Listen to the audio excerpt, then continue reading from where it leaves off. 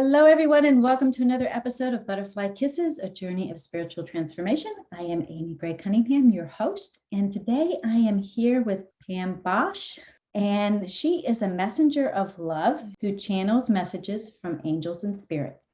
She's a medium, a spiritual coach, energy healer, hypnosis practitioner, and a mindfulness guide. And after experiencing serious illness, she embarked on a healing journey, which opened her spiritual gifts and understanding that everyone has the power to heal through love energy. We're going to have her explain a little bit more about what that means.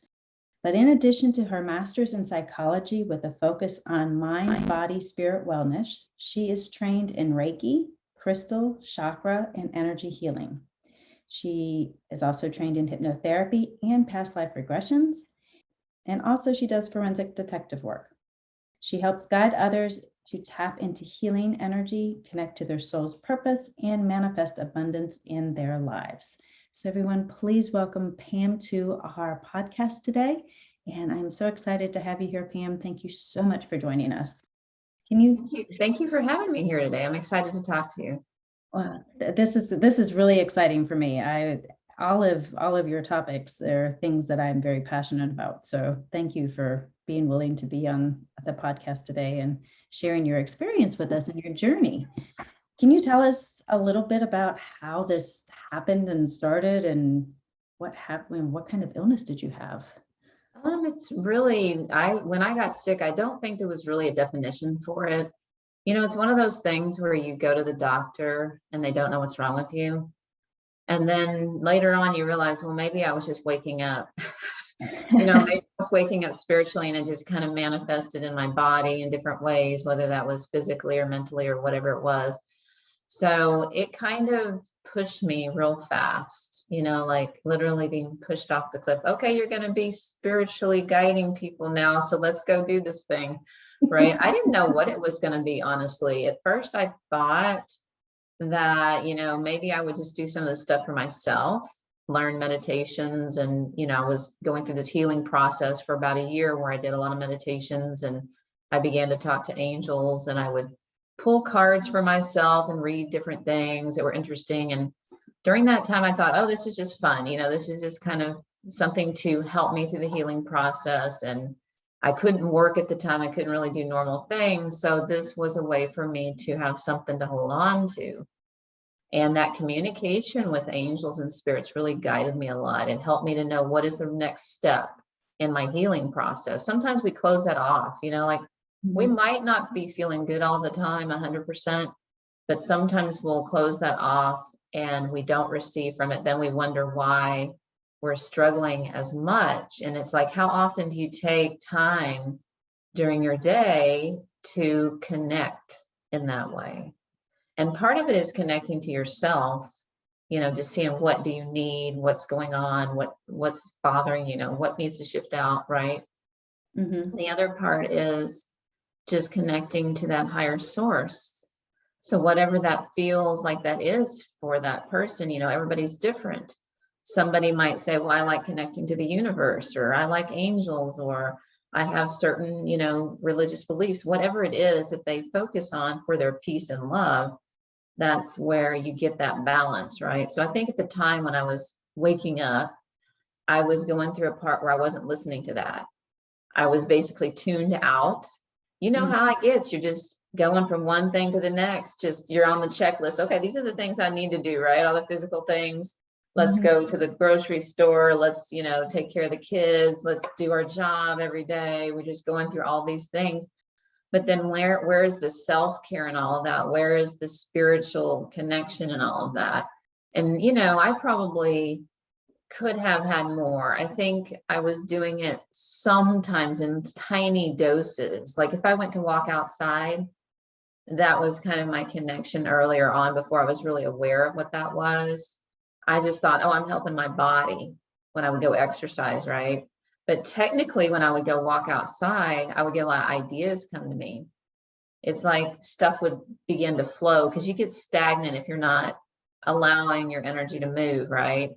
And so when I would go walking outside, it's like it would help me to get all these inspirational ideas and feel like I was hearing myself for once. It's like the noise of life was kind of like pushed away, and you could really tune into your heart. So I think I pushed my heart aside for a long time, didn't listen, didn't follow, probably beat myself up too much, all those kinds of things. Didn't know what I was capable of, as far as my gifts, like intuitive gifts. I think I was thinking, well, yeah, I get information sometime. Like I know things about people. I thought it was more of a psychology thing, though. I think that's how I saw it. And now that I reflect back on it, I realized I had a lot of dreams with spirits back then. I had, other things that were happening that didn't make any sense why I would know those things. So I think I was always getting stuff. It's just that I wasn't aware of what it was, and I wasn't using it in a way to its full capacity. So that may be something that happens to other people too. They may technically be getting things, but maybe not acknowledge it all the time or fine tune it a little bit more, like see how they can use it more in their lives. Was there something that kind of triggered, was it like, were you starting to meditate more? Or I know you weren't able to work. So how did not being able to work and finding yourself with nothing to do translate into talking with angels? And yeah, that's an interesting little story. Well, I was lucky that when I was first sick, I was extremely ill. I almost crossed over to the other side. I basically saw angels. I felt like I was leaving my body. And so somehow I came back, and I don't think anybody around me was aware of this. This just happened to me kind of in my own knowing, if you will, right? Like I could feel myself being pulled away. And then when I came back, it was just for a brief, like few seconds, I saw these angels coming to me, and that's when they started to communicate to me. So I was lucky that I had that communication early on.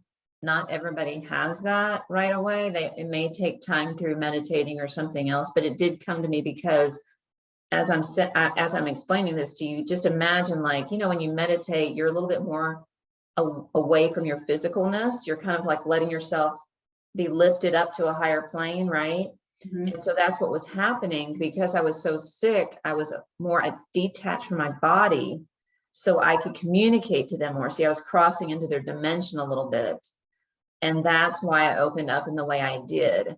Now, you could also do other things, though, because the rest of my process of opening up was, all those different things like the meditations. So I would do meditations every day. And I did it because obviously I didn't have anything else to hold on to, like I talked about. But it was interesting because as I meditated, I began to see myself as not just a physical body. So I began to see myself as a higher being, or, coming from another place, already having different experiences in other lifetimes. I was starting to see myself as a soul, like without an identity that's, like a certain gender or a title, because we have in our lives, we have these expectations, we have to be certain things, right? Like I'm a mom, or I have this title for my career, or I can only be this or that. And so through all these meditations I would do, I just started to get into a higher frequency. And in the higher frequency, it was like showing me, you're more than your physical body. You can be anything that you want to be. Like you're in the physical world and you have all these experiences, but technically look at all these gifts you have that you have, kind of learned over many lifetimes, and that's from the other side of other dimensions and things like that. So basically, I was just getting awakened to what I was supposed to do here anyway. It was like it was buried in me a little bit. how long did this process take for you? I think it was kind of in phases, I guess you could say. The beginning part of it, like the first few months, it was more like I was in survival mode, trying to get my physical body to function again. And so that part was a little harder. And then maybe in the mid phase of it, that was like, 2 or 3 months. And then another 3 or 4 months went by where I was getting into this place of how to nourish my body, to get it to have more, like to bring in more energy through the meditations, connect to light energy, use certain foods to raise my vibration. go outside to get grounded if I could, whatever little bit that I could do. If I could just walk for 5 minutes, if that's all I could do, something to raise my vibration and to get more into my knowing of what was my path. The last phase of it was more of me just doing the work, like beginning to write, do more journaling and figuring out what I wanted to do with all of these gifts and opening up more of the gifts. Because at first it was just clairaudience and I didn't have clairvoyance. And so at that time, I began to focus more on the clairvoyance, and I was getting more images and symbols and things like that.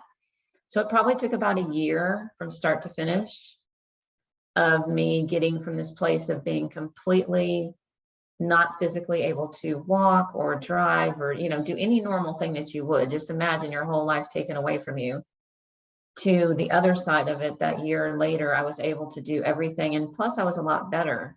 That's the cool thing about it.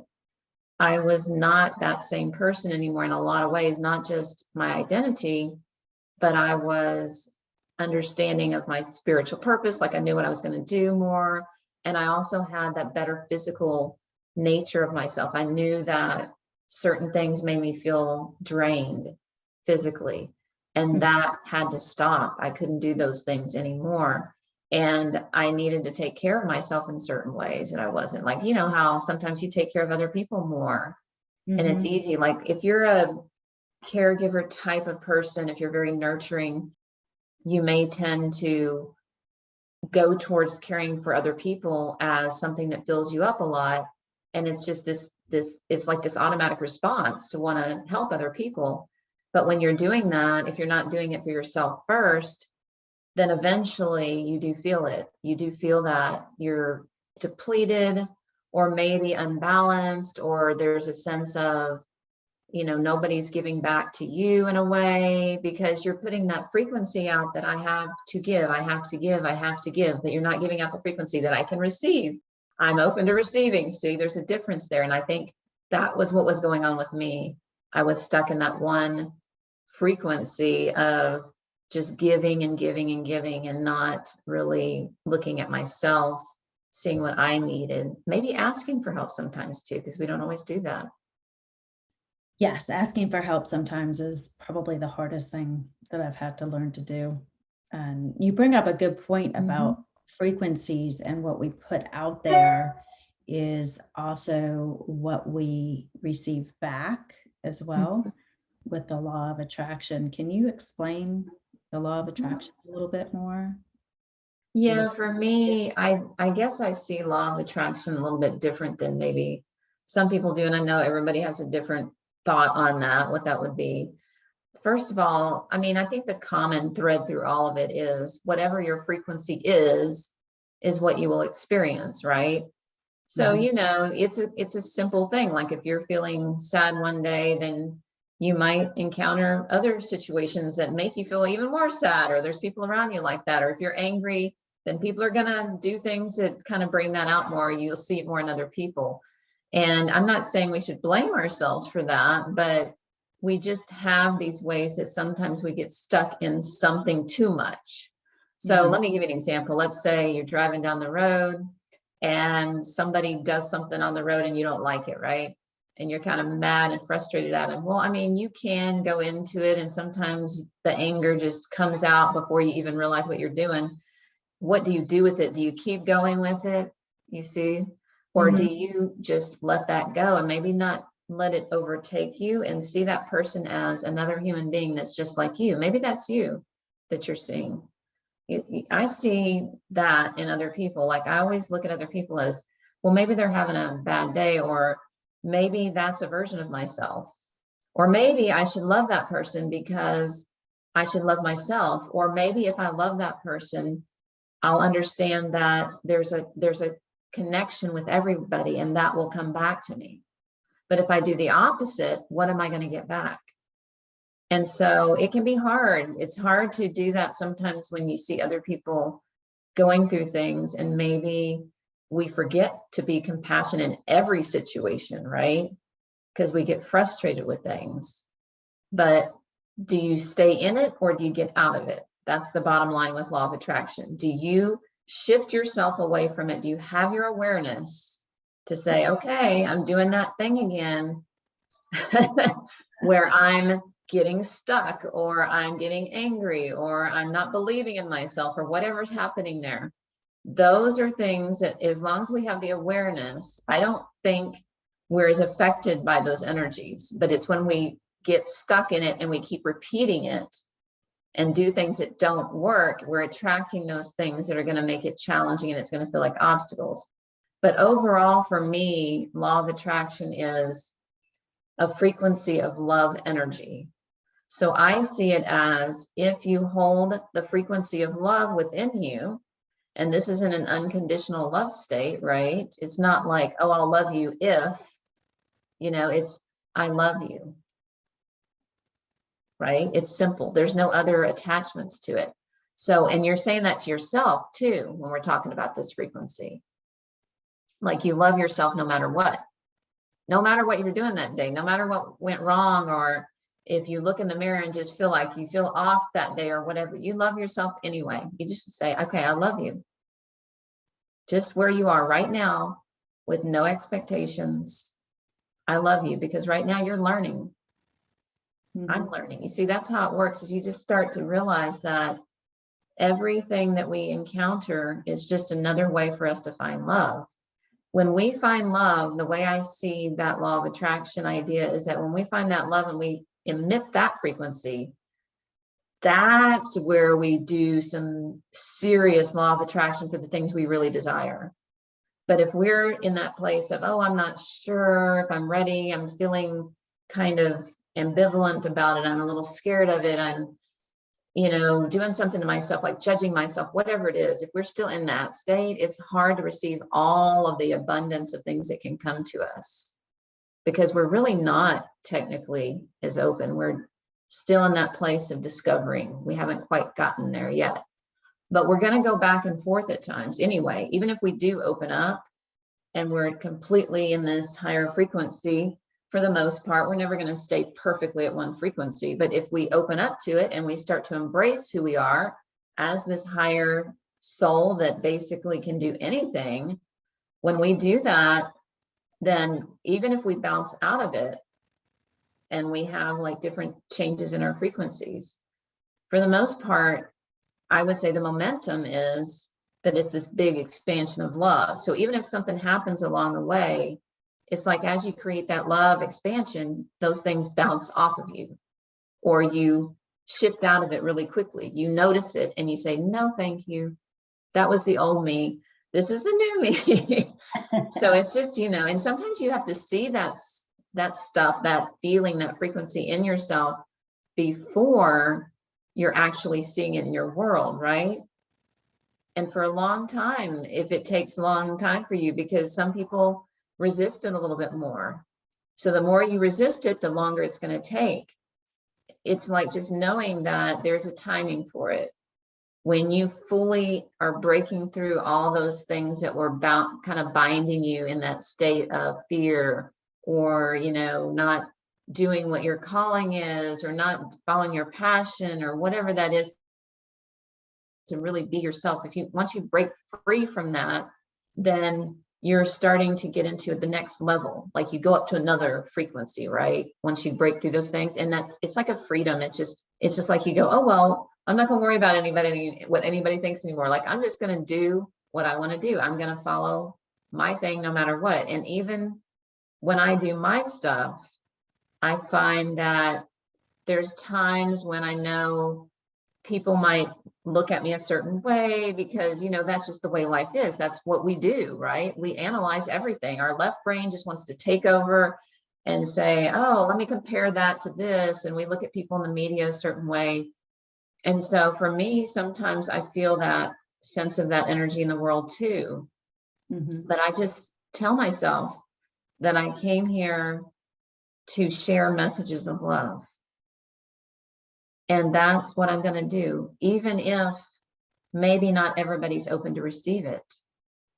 Even if I just leave it behind, and maybe many years later, when I'm gone from the earth, people look at it and they get something from it then. I'm not worried about everybody being open all at the same time. I'm just here for the people that are ready to receive those messages. Leave that frequency here, like change things in the world, put them in a higher vibration in any way that I can contribute. You bring up a good point, because not everybody, we see it in the media today and the way certain people react to things that are happening in the world right now. How do you respond to people who say that, what you're doing is, or what you're saying is woo-woo, or Yeah. not quote unquote legit, and you should. Yeah. I've had people say things. It's interesting how I think what's happened is, because the way the world is with everything, we're kind of separate with the way we do things online or through chatting in different ways. It's really easy to be removed from the real person and direct something towards them that's kind of more in the hatred category. Now, I understand that people are not always wanting to believe in those things because they have a different belief, and there's nothing wrong with that. We should all have our own beliefs. It's just hard to watch when we see people getting attacked about things when they're all trying to follow their own path. So I would hope that, as we keep to build more love, that we do shift out of some of those things. But for me, I don't let it stop me from what I'm doing. I just know that that's part of somebody understanding themselves and deciding what is right for them. Like, they have their own truth. Everybody, that's really what the whole point of us awakening anyway, is people are trying to find out, what do they believe in really, right? And we're hearing the noise from other people, and then sometimes we follow those bandwagons of whatever's going on, and maybe we start to do that, and it's not really ourselves, we're just replicating what other people are doing. So I think it's just a process. It's like, you first just start to notice things, and maybe people struggle with it and they don't awaken very easily. It's like the whole dark night of the soul thing. Like, you might struggle through it and go, well, why am I feeling so bad? Why is everything wrong? I don't like what they're saying. And, it's a lot of different things like that. I think even way back earlier parts of my life, I think I used to look at certain things that way too. I think I was like, well, why do I need to do meditations?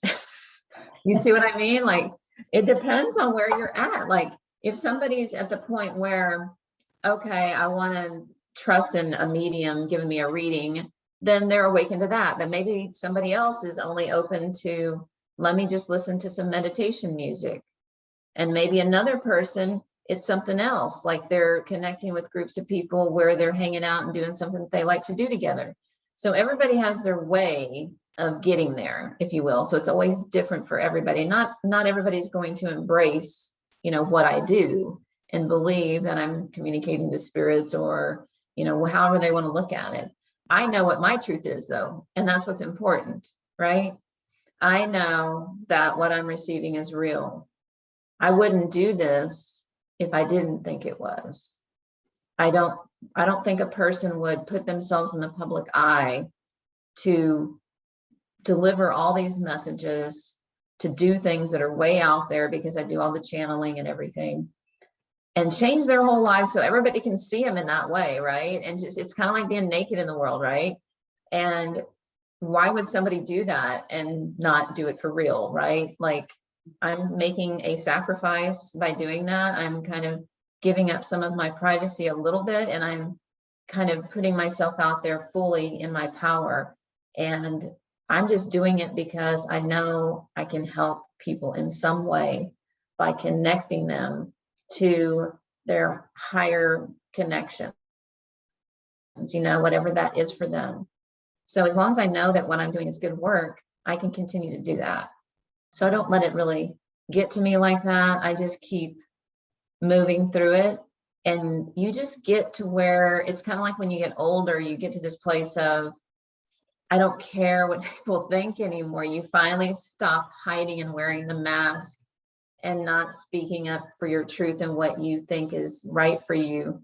And so that's how I do my work, is I just say, okay, I'm going to be fully in my, gifts and everything so that I can give people the best experience. Like if I'm leading a meditation or whatever it is, I'm not going to filter that and not give them that connection to love. Let me ask you a little bit more about the energy, the healing energy that you were talking about. I've noticed for myself, and I've seen it like on Facebook. I've seen some threads and posts that people have posted, and people are very adamant. They believe that they're very, very right in what their beliefs are, and other people feel completely the opposite way, and they feel that they're very, very right. How can energy healing help? Can it, do we all awaken eventually, or, how do we figure out who's right, who's wrong? And maybe I'm asking the wrong question here, but it's perfect. It's perfect. I think we have to realize that technically we're all right. If you can see it that way, there's so many different possibilities and trajectories of what we're experiencing. And that's what our higher vibration is going towards right now, is realizing that we don't have to follow someone else. We just need to follow ourselves. So there can be multiple rights. There's no right and wrong just because someone else says this is right and this other person says this is right, and they conflict doesn't mean they can't both be right. Because for within themselves and where they are and what they're experiencing and where they're going, they are right. And I know that sounds a little confusing, but that's part of the awakening. Now, will we all awaken? I think we are in different stages of it. And I would say that the way I feel it anyway is that some people may not awaken in this lifetime, and some people are doing that because they're not here for that process right now. And they also may be younger souls that have not gotten to that point yet. But other people have been here many times and are here to shift a lot of things and awaken for other people. And so there are many people that will awaken in this lifetime, but it's just that we can't put a timeline on it. We have to remember there's no such thing as time, right? Okay, so this is a funny thing to think about, because I was talking to a friend about something the other day, and he asked me, well, how long is that going to take? and that's funny if you think about it. Like when let's say you're healing, because you talked about healing, and I've been working on healing within myself at various stages. First, when I was awakened a couple of years ago, and then as I go along, I find new things that I want to heal, because there's always a healing process. You never really stop that, right? And so when he asked me that question, I thought, that's interesting. See, in the physical world, we think there has to be a timeline for everything. Okay, by December, I'm doing this, and next January, I'm doing this, and I should be healed by this point and awakened by next May, and I should have my spiritual gifts fully on board by next August, and I hope I'm a medium and a channeler, and it all comes to life right then, and it has to be on that date, That's how we see our lives, but we can't put timelines on anything. And as soon as we stop doing that and we put it aside and say, you know what? I'm always on a journey on the earth. No matter what, I'm always on a journey. I'm always evolving and learning and growing and healing.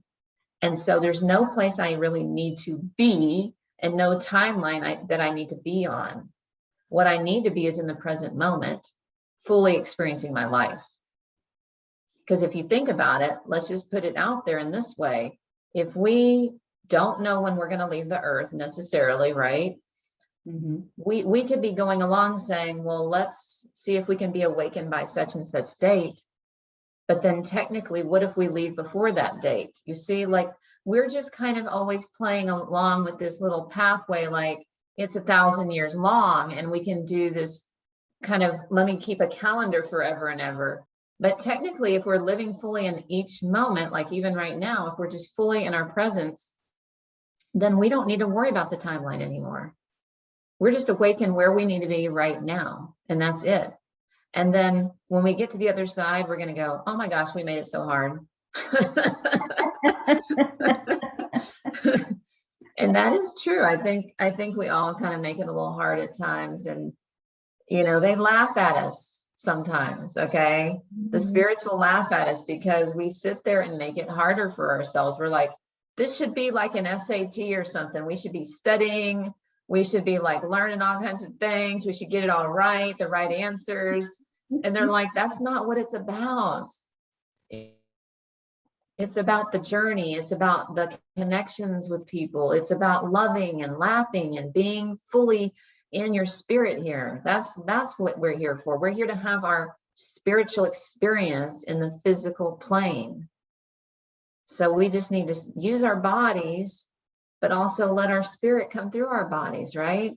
And just have the best experiences we can. And then what we do is we take those memories and we take them home. We take them to the other side, right? And we accumulate all this knowledge, and we're able to use that for when we go back or to another lifetime. You bring up a good point. As a medium, you've worked with spirits on the other side. What do you think of heaven? Do you think heaven is like right here, right now? Do you think it's another place, another state? How do you see heaven, and where do you see heaven? Yeah, that's a good question. For me, I have a different interpretation, I guess. I see heaven as your heart. Okay, so it's your heart space, and it's really here, and it's in other realms. It's everywhere. It's everything. It's all love, right? And if you've ever heard about a near-death experience, people have different versions of that. They'll see different things. Sometimes they'll see a light or angels, or they might have another experience, see relatives or something. But what's interesting is they don't feel the sense that they've left to go someplace that they don't know, in a way. Like they're really just coming to their heart, which was there all along, but it was in their physical body, like attached to them. You see what I mean? Like your spirit attached to your body. So it's within you. Heaven is within you. Love is within you. Heaven is love. Love is heaven, right? Now, is there a spiritual plane that we have where spirits reside in a frequency, and maybe you could call that heaven, or angels are in a frequency and a dimension, and maybe you could call that heaven? Yeah, you could call that heaven too, and that would be another version of it. But your version of heaven begins within your heart. See, it's here. It's with you all along. It's not so far away, not way out there. It's within here. And then when you go home to heaven, if you will, then that is where you're going. You're going to your heart. You're going to that pure state of love. That's beautiful. How would you suggest for people who have lost loved ones? Obviously, I mean, if we live long enough, we obviously have experienced loss. How do you suggest people connect to people who are the spirits, to loved ones? I know for me, I connect with people who have crossed over, and I feel them, I talk with them, I experience them still. It's still a very deep relationship on many levels.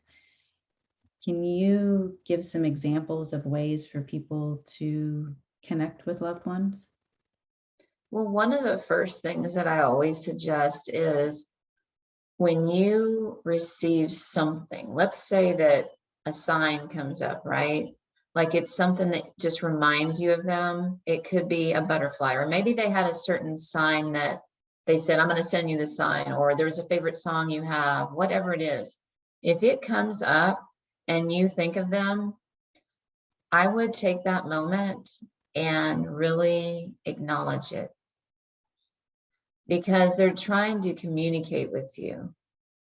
And it's easier if you can start to put the focus and the energy on believing that that is them.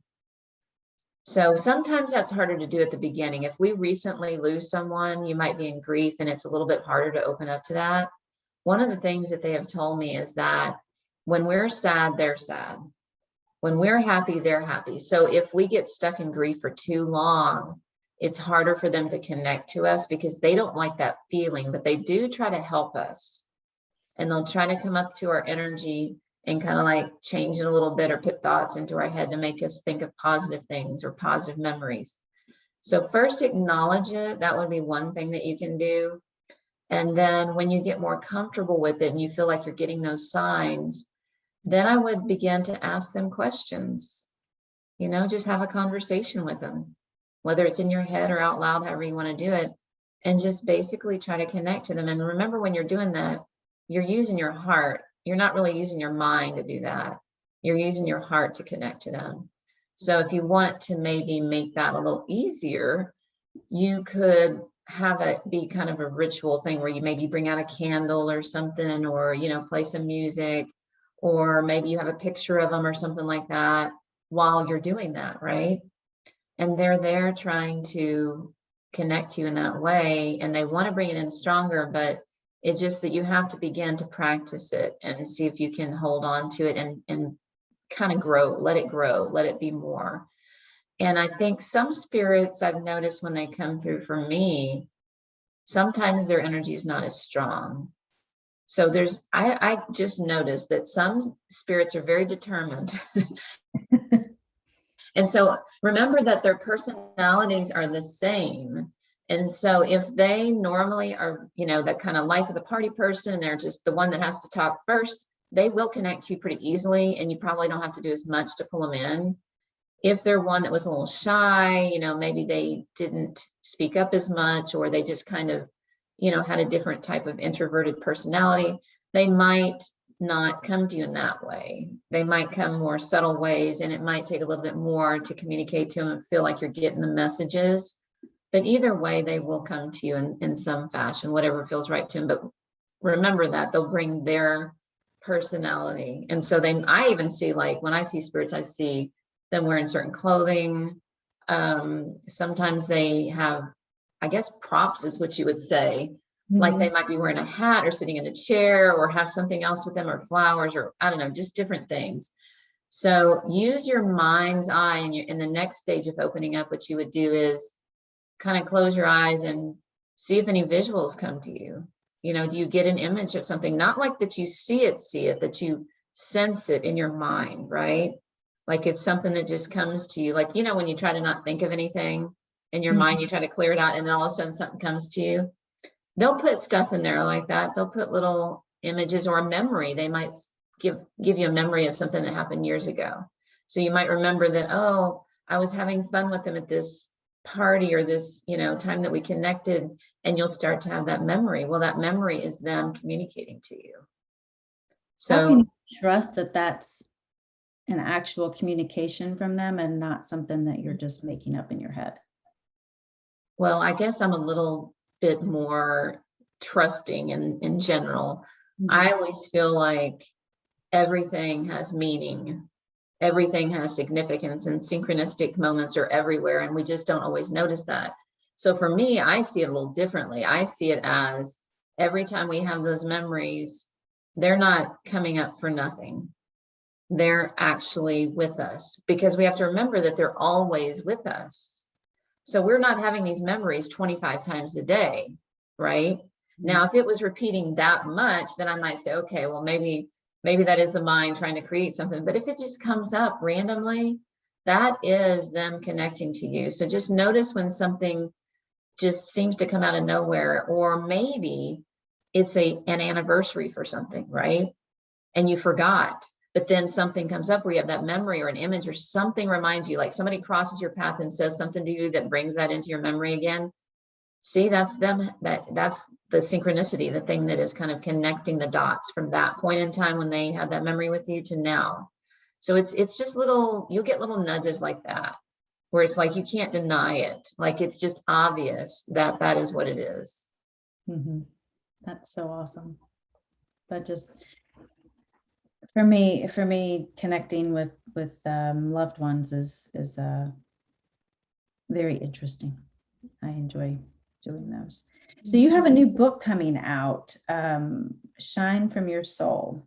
Tell us a little bit about that.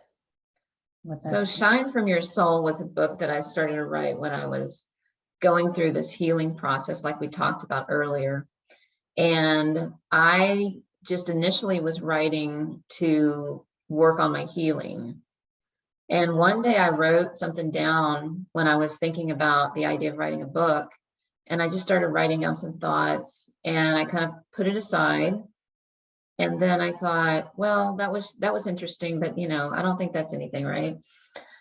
And so then a couple months passed by and I still was thinking I need to write a book because I've been journaling and I want to write something, but I don't know what to write about. And this is before I even really knew that I was going to do a lot of this spiritual work. I knew I was using it for myself, but I just wasn't sure what to do with it. And so one day I sat down on my computer and I was like, I need to write the first paragraph of whatever this book is. I don't know. I need to write it down, because if I don't, I'm never going to do this. And I just feel like Spirit is making me do this. And so I picked a date that I was going to sit down, and it was July 11th. And I was like, I'm determined. I'm starting this book right now. And so when I sat down to write, I was like, I don't know what to write. You get that writer's block at the beginning. You're like, I don't know what they want me to write, even though I was receiving a lot of messages. And what happened is I said, oh, wait, there's that thing I wrote down in that journal that one time. Let me go look at that. And that's how it started. And I pulled that out, and it's almost word for word exactly the same. I've edited it a little bit, but it basically it started the beginning of my book, was what I wrote down just randomly when I was meditating and journaling. And so then from there, every day I would just come and add on a little bit more, and they would talk about different things about energy. So the book is about learning about your spiritual energy, your soul, and how your mind and your heart connect to that, and how love energy is a part of healing your soul. So it goes through a process of you opening up to learn about your soul more, and doing practical exercises so that you start to shift out of old beliefs and things that are holding you back. You kind of let go of that fear. You start to embrace the real you. So the book is helping you see yourself, basically. You're seeing the real version of yourself. And I use a lot of inspirational words in there to keep going. It's like having a motivational coach, like right there with you the whole way, saying, come on, we can keep doing this thing, right? And the way I wrote it is, obviously receiving from Spirit. But when I was writing it, my thoughts were, I'm writing this like if I was writing to myself, to tell myself to get out of my own way and do everything that I want to do. And so basically that's how it flows. The words just keep you moving so you don't get stuck anymore. That's awesome. I may have to read that book, because I've got a book that I'm going to write as well that's inspired by Spirit, I believe. And I just have to set that date to sit down and just do it. Yeah. You've inspired me already. Yeah. You've inspired me. So the book comes out, the actual book possibly next year, but the Kindle version will come out in December.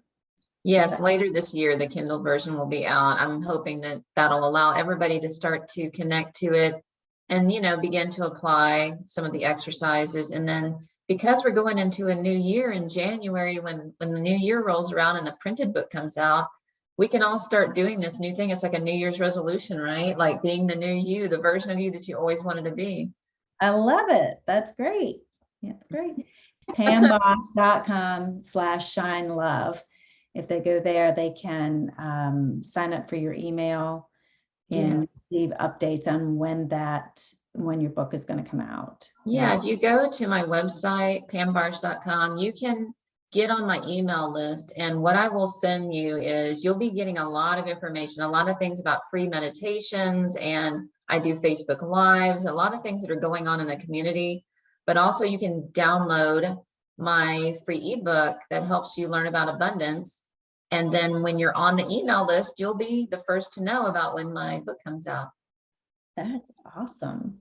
Is there anything else that you would like to share with our audience about energy love or healing love, your spiritual coaching?